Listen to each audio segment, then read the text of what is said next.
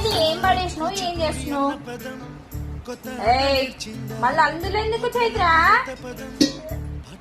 ఆ మూతికి ఏంది ఏం చేసినావు చెప్పు. మూతికి ఏంటిది అది చెప్పు. మూతికి ఏంటిది ఏం పెట్టుకున్నా?